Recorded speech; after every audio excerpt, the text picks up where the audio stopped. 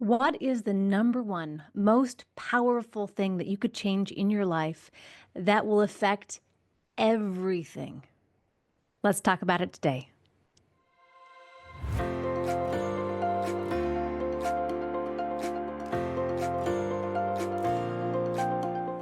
So, you may know that we raise golden retrievers, and we have just so loved each litter that we've had, and we've had four. Well, this last litter, there's been one puppy that has been a challenge to sell. And I thought that, gosh, once she had a home, I would be in a world of relief. I would be so thrilled, so happy, just in heaven. And guess what? She has a family. She's still with us for a couple more days, but her family, side note, they are repeat buyers. They got a little boy from our second litter, and now they're back for a girl from our fourth litter. And it just makes me so incredibly happy to have families come back for another. So I thought, hooray, okay, so the puppy has a home. Hooray! But I did not feel that sense of joy and that sense of relief that I was so anticipating. And I kind of thought, what's wrong with me? And then I thought back to all these other times where I wanted something and I thought, if once I get this thing, I'm going to be happy. Once I could upgrade this thing, then I'll be happy. Have a new home or change my wardrobe or do something different to my hair. I will be happy. But happy never came. With each one of those acquisitions or changes, happiness never came. Or if it came, it was very brief. And then here I was, back to my worried self. And I was thinking about it. Actually, I had this really great epiphany this week. Something that I'm really excited to share with you that I hope will be a takeaway for you that will change your life, that you will be able to take and utilize and shift so radically that you a year from now will be almost unrecognizable in how ridiculously happy you are. Because I'm hoping for the same thing for me too. And I'm really hopeful. So let me share about it. So I was thinking about dissatisfaction and what is the root cause of that? Why are we dissatisfied? Why is it that we chase happiness and we never get it? It's like um, a drink that you keep drinking, but your thirst is unquenchable. And what I figured is it comes down to feeling unworthy, that we're just not good enough to have whatever it is, because that we're never satisfied. When we get that next a wonderful thing, or we achieve the next whatever, or we have another baby, I'm talking to myself, that, then I will truly be fulfilled. Once I meet that person and I have this romantic relation, I will be so complete and so content. And then, you're together for a couple weeks or a couple months or a year, and the shine wears off, and you're back to being dissatisfied. The fix is love. And that sounds really like a Beatles song, uh, but apparently that's all you need. And yeah, and a little help from your friends. But it's so true. It really is. It's love. And what? So that got me thinking, what is love? And growing up in the Christian church, love is patient, love is kind, love does not envy, it does not boast, it keeps no record of wrong, love never fails. I understood that, but I always felt that there were caveats on love, even though it was declared that has never-ending love for us, that we cannot hide from God's love, and that there's nothing we can do to separate us from God's love except sin. And that's the thing that always hung me up because that happens so easily. And anyway, we won't get into theology, but the point is, I am grateful for understanding the basis of unconditional love because of my experience with Christianity. And though at the moment I have a different belief system, I still believe in love. And it is not changeable. And what I believe is that it is an energetic, that it is life force, creative energy, and that it is abundant, that it is unconditional, and that it is always available to each and every one of us. And so, what we can do is sit in love. And that is my challenge to myself. This might be a very short podcast today because it's really simple, but it's so profound. Sitting in love. Okay, so I started getting into Gabby Bernstein. Who hasn't really? And so she has written, at least 10 books that are all about spirituality and self-help and manifestation and all those things that are just really fun. And honestly, I can't remember what book it is, but she was talking about her meditation practice and how she got into it and how she was riddled with anxiety and had panic attacks and all that. But once she allowed herself to sit in this peace, and she talked about this warmth, just like an energy just coming over her and filling her up. And all of a sudden, without later, in a couple paragraphs later, she talks about love. But that's exactly what I hit on as I got to that point and went, oh my gosh, that is love. What if, what if instead of in quiet time, in meditation, instead of trying really, really hard to clear my monkey mind, instead of trying to focus on the things I want to manifest, instead of trying to work out all my problems, what if I just sat in love? What would happen? How would I change? Because, most of the time I operate from a place of emptiness. Like, in reality, I sure know a whole lot of things that are good for me. How often do I really hold to them? Not as often as I wish I would. But if I just let myself, what if we all sat and just soaked in love for 5 minutes, just 5 minutes a day? How would that change us? Because I know once I sat for 5 minutes, just five, and I imagined being just saturated in love, having love pour down as if love, this beautiful energy of, like, how do you describe love? I mean, I feel so lucky to know this is not to sound arrogant, but I feel so lucky to know what love is or what love feels like to me. And I just imagine that there are some people who've never really experienced unconditional love. And that breaks my heart.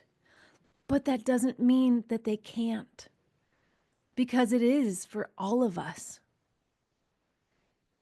And it's from this place, once we are filled up with this goodness, that is where we operate from the most powerful and beautiful and purposeful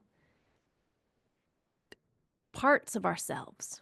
That's when we really get to live life. That's when things happen. That's the magic. So it's really simple. It's allowing yourself to sit and feel love penetrate every cell of your body. And I want to I'll be ending in a meditation and taking you through this. And I apologize, I don't have any music for it, so we'll just be kind of quiet. But feel free to turn on something ooey eye. But I'm being low tech today.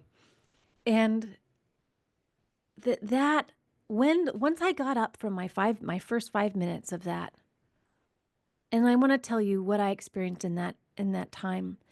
I I often see things like a movie in my head.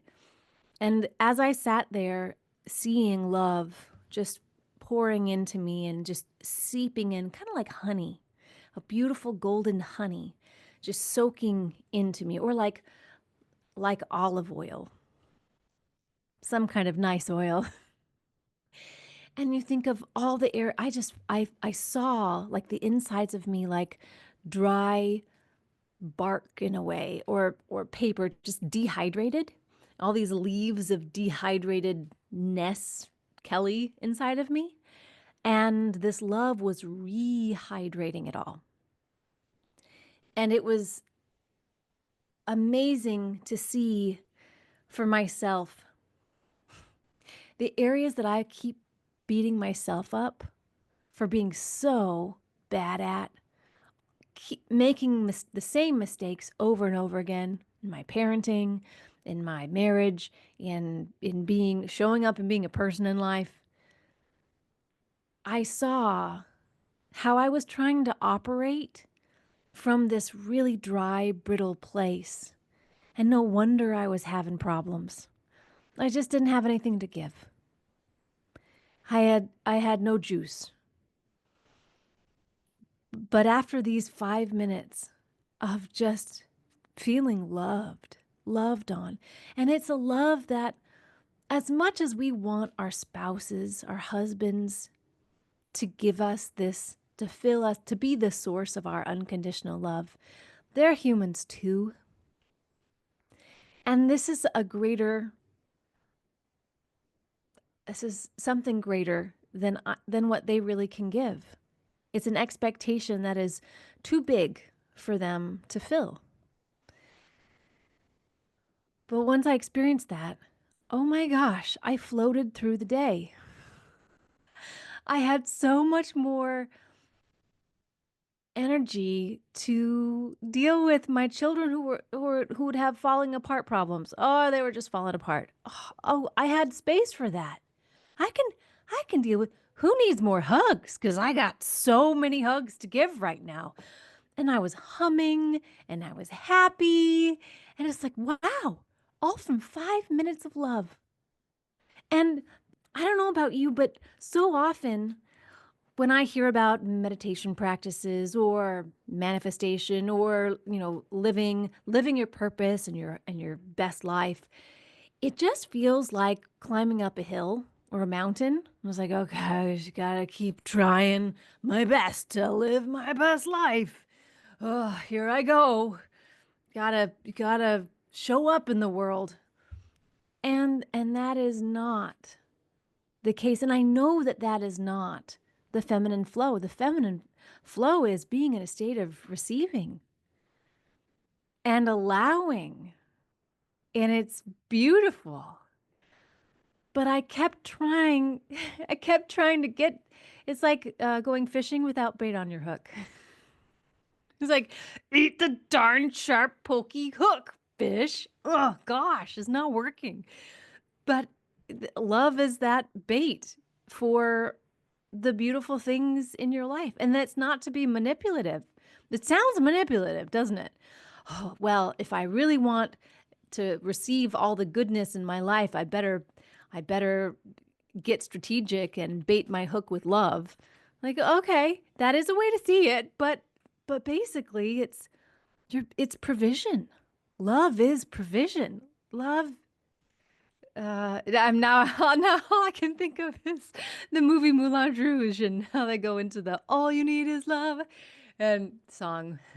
Love is a many splendorous thing. Love lifts us up where you belong. Whatever. I'm misquoting now, but you get it. That's a fun movie. Yeah.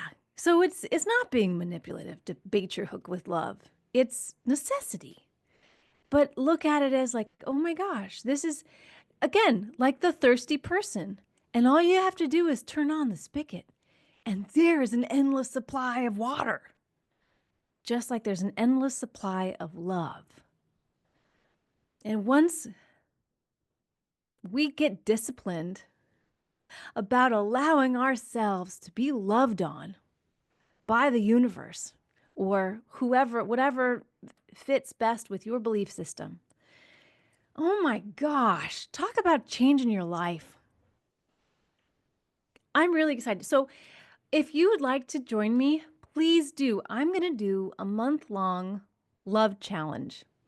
And it's simply, at least, it's a minimum of 5 minutes a day where we just soak in love and see what happens in life. What starts coming your way? Where do you see yourself shifting? I think it's going to be darn right magical.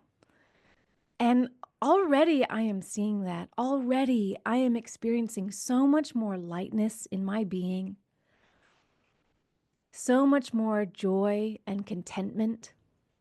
And instead of looking to my husband to fill my cup all the time, I'm getting my cup filled. And now I can fill his cup and my children's. And I have plenty. There is plenty, and there's always more. It's so darn beautiful. So right now I kind of do feel like I'm I'm in this crazy little zen state of love. And it's really nice because, you know, if we can take a step back and get a larger view on ourselves. Imagine you are a character in a movie and you can look at yourself as you're sitting on your couch watching the screen of the movie of you. For me, I was looking at that lady and going, I don't know that I like her so much. She's got some problems. She's got some issues. She's not super happy. What is that about?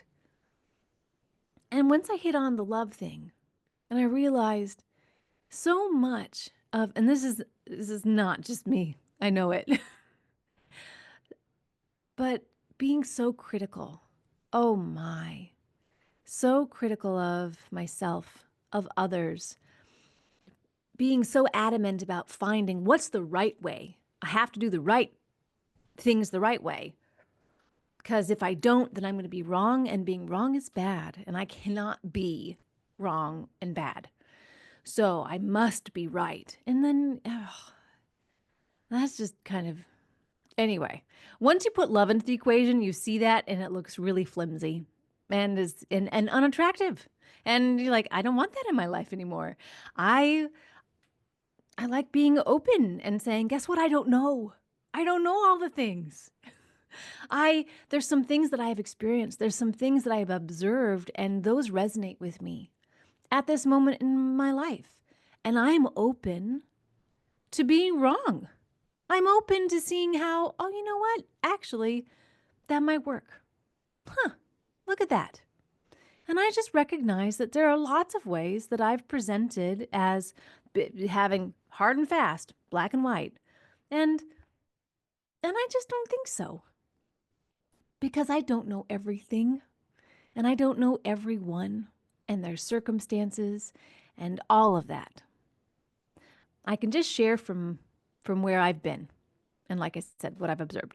So, with that, I think I'm really going to like this person in a month.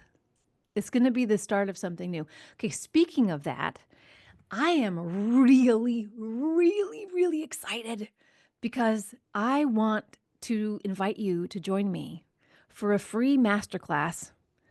Isn't that so fun to say? It's so, I have to say, that's joyful to say. A masterclass. Join me for a masterclass on vision boards. And this is not Yo Mama's vision board. It's a technique that I've been working with. I've been building and monkeying with and finding for the past 4 years. And it works. And I want you to know how you can use this to make 2026 incredible. Just magnificent. Because the way that I see it, so I'm teasing it a little bit, is you narrow it down to a word that you want to be your flagship word for the year. It's your banner word. For last year, it was delight, or this year, it's been delight.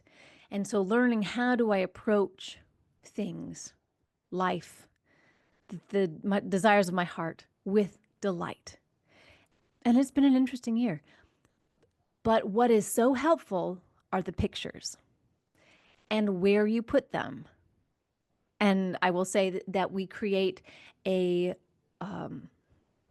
what's it called? A grid of photos that you find. I just find them on the internet, things that resonate with you, that bring you joy and delight, that align with your vision of 2026. And you find those and you create a grid of those pictures and you put it on your phone and you make it something that makes you, when you see it, you light up like, oh my gosh, I'm so happy. So that's the short version of, and I just want to get more into, okay, how do you find your word? When do you start thinking about this? And the answer is now. You start thinking of it now. Right now it's October, and it takes time to figure out who you want to be and for it to really work. Don't just pull something generic like, I want to be wealthy next year. But maybe wealthy is your word. Maybe it is. And you think about all the different areas that you want to be wealthy in. And you pick out those images and you create that grid, and it inspires you, and you just I'm just see look, I'm that excited. I just want to talk about it right now. So that is upcoming. This whole tech stuff, can I tell you, I am just learning. And I'm hoping to find the time to learn. And here's the thing. If you want to do something, you're going to find the time. So that's it. But I admit, right now I'm coming down from a really intense last month or two. I don't know. It feels like this whole, from the summertime onward, it has been increased velocity until like the velocity is so strong it's rattling apart the spaceship or the airplane. And I'm barely holding on to my nuts and bolts right now.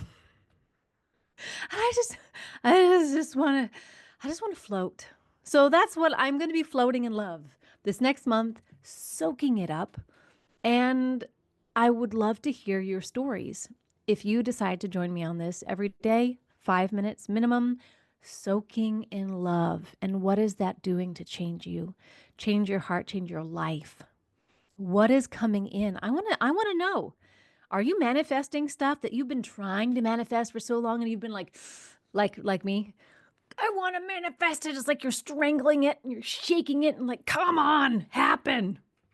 But then when you let go and you say, oh, I'm just going to surrender, and I'm going to trust, and I'm going to allow, and I'm going to live knowing that I am loved so much simply for being. And I soak in that love and I accept that love, that ridiculous love. It's ridiculous, seriously. And it's so abundant. And I think we're really, really lucky. And that's another thing is love has a cousin named gratitude. And I'm not going to say a sister, because love and gratitude, love is the strongest and gratitude is a really nice, important part, but not on the same level. It's just a slight downgrade. But it comes from love. Gratitude is a result. It's the daughter. Oh, that's it. Gratitude is the daughter of love. Oh, I'm going to write that down. Oh, I like it so much. And how beautiful. Oh, that really hit hard in a beautiful way. I mean, as a mama, and you have just thinking about your girls and what is it that you're passing down to them? I want to be a mom of love. I want to be a woman of love so that my daughters of gratitude that's what they can pass down to their children. They can be mothers of love too, instead of mothers of insecurity and frailty and anxiety. I do not want my daughters to have that as their legacy. And it starts with me.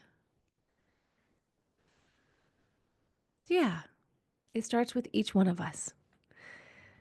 And just so beautiful that we all have that opportunity. We all have that choice. How are we going to live our lives? From what is our fount that we fill up on? I don't want it to be fear anymore. I don't want it to be anxiety. I don't want it to be comparison and lack. I want it to be love and abundance. So that's my choice. That's what I choose. I will be working on getting that free masterclass going and advertised so you know where to sign up for it. And pray for me. I can figure out all the technical things that I've been wanting to understand and know and have available. And yeah, I'm listening right now. I'm spending time listening for what's next. Can I just say again, this is the journey, right? For Whole Woman Awakening. This struggle to produce.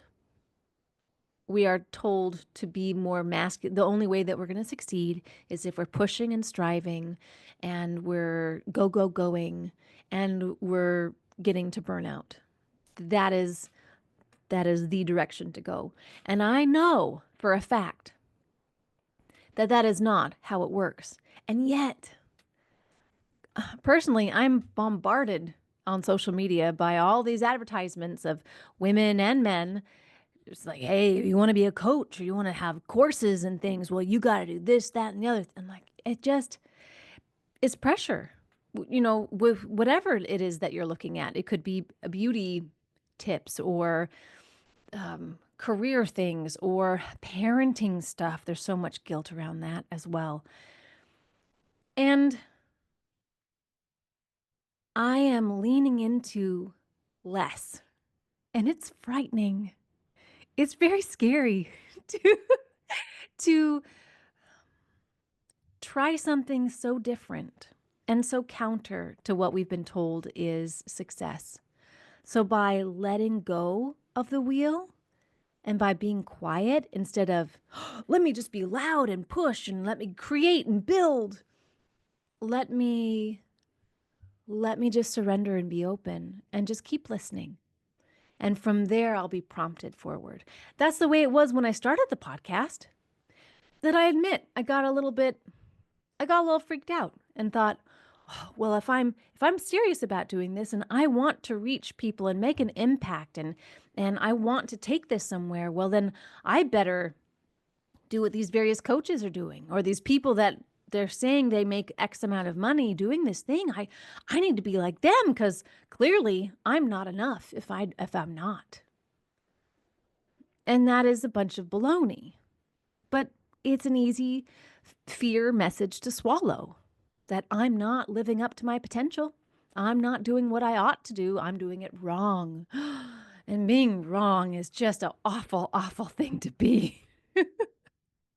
So right now I'm going to be wrong. I'm going to be relaxed and open, and I'm going to listen as I soak in love and wait to see what is meant to be for what's next. Because I do. I wish that there were about 4 of me, and one of me could totally be devoted to doing this and getting to work with women and getting to help them shift their lives into a richer and fuller version of what they really, really are wanting. I want to talk to me 10 years before. That's my ideal person. Is I want to help women that were stuck in kind of a corporate existence in a, hey, I gotta make the money, who have a heart to come back home. That's who I want to talk to. Oh, I want to talk to everybody, but I have a very big heart for that, and helping women to realize how, not just how good life can be, but how desperately they need that for their systems to establish themselves back home. And again, like I said, that's not everybody's journey, but I certainly think it's a message that needs to be shared more, because it does for a lot of us. That is the answer. All right, girls. Thank you so much for being here with me. And like I said, we are going to end in a meditation.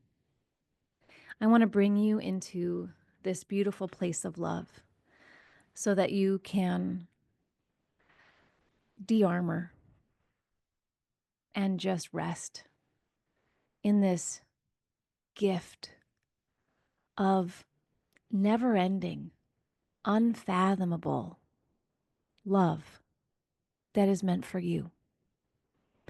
So if you will, I'm going to have you, if you're driving, just listen to this in your heart. Keep your eyes open. If you are somewhere where you can, everyone just take some deep breaths at your own pace.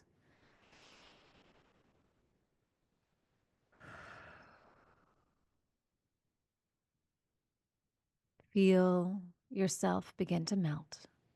Feel it all the way from your shoulders down into the arches of your feet, releasing the tension even in your toes. Oh my goodness, how your shoulders come down. Oh, and you just let everything fall. It's like you're in a warm hot tub. And you're finally able to relax. You feel it in your arms. Your wrists are soft. Your hands are open and soft on your lap. Breathing. You inhale peace and you exhale everything out that is not. All those anxieties, all the concerns, the heartache. Allow yourself to exhale it. It starts as it looks like black smoke or exhaust. And as it drifts away from you, it turns into this beautiful, sparkly, purpley pink sparkles that just disappear up into the sky. It's transmuted. What was negative and weighing you down and just swirling as darkness inside is now releasing and alchemizing and turning into stardust. A few more deep breaths.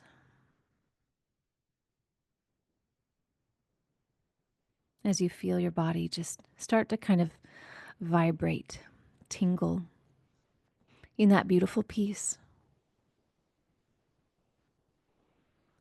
I want you to imagine that above you, this beautiful glowing orange yellow light begins to shine down upon you.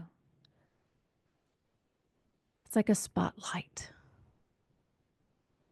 And the light itself is liquid. It is warm. It pours onto your head, down your hair, your face, and it begins to fill you up. You can feel the warmth of it. It is so comforting. It is so gentle and so pure. This beautiful golden light begins to fill you. It penetrates your brain. It pours down on every feature of your face.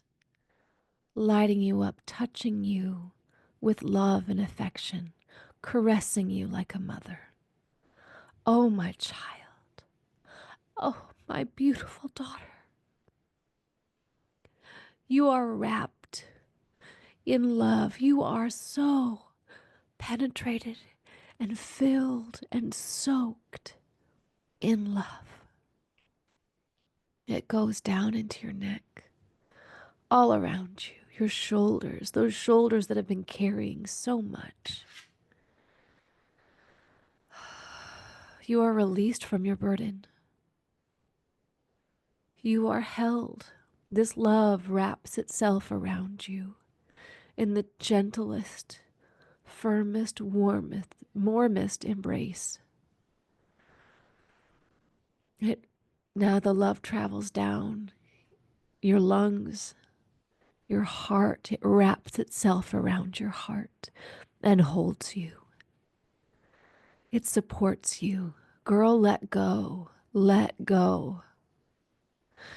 Because you are held right now in this beautiful love that adores you.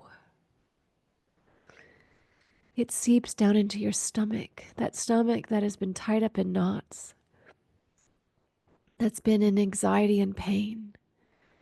It can relax. It is okay, honey. It's okay. It's more than okay. It's good. And this light, do you know you're glowing right now? You are glowing. You are radiant in this love. This love pours down into your reproductive system, into all areas, into your legs, your knees, your calves, your feet, down to your very toenails.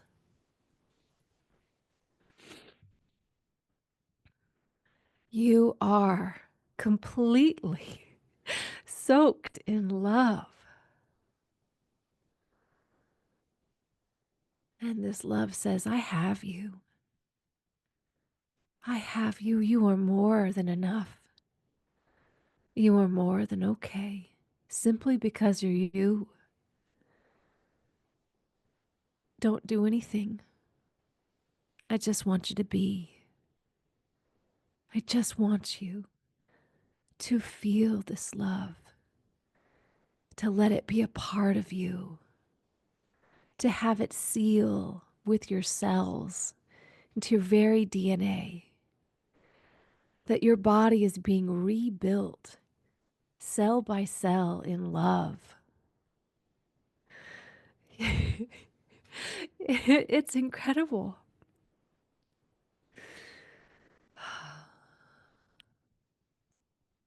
As you sit and hold this place, this experience, take note of the sensations, the thoughts that are coming up. If there's negative stuff, you're going to release it like it's an air bubble underwater. It's going to boop, boop, boop, boop, boop. It's forced up and out, and it releases itself and integrates with the air. Let everything go. Let it release. Oh, this warm, beautiful love you are wrapped in. It might make you giggle. It might make you cry. Do both.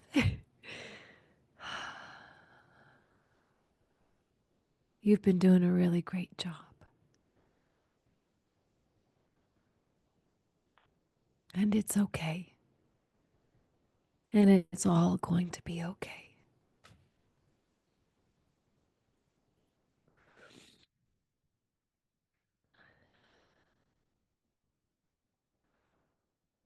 When you're ready, I want you to begin to kind of wiggle your toes a little bit, your fingers. Gently bring your awareness to the weight of your body on the seat. What are your shoulders doing? What do they feel like? How does your head? Take some more nice deep breaths. I hope you're smiling. It's okay if you're not, but I just hope you are. I hope you feel the utter delight of love inside you.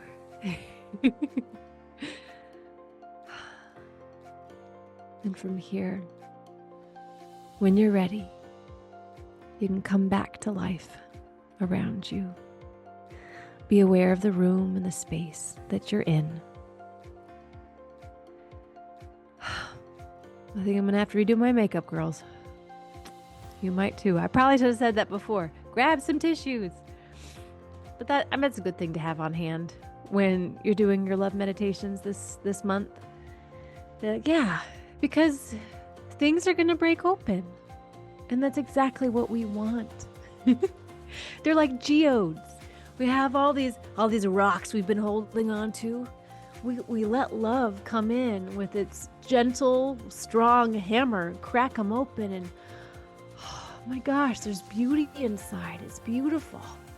It's not a perfect analogy, so bear with me. You can let the geodes go. You don't have to hold on to all the rocks. However you want to take that. Okay.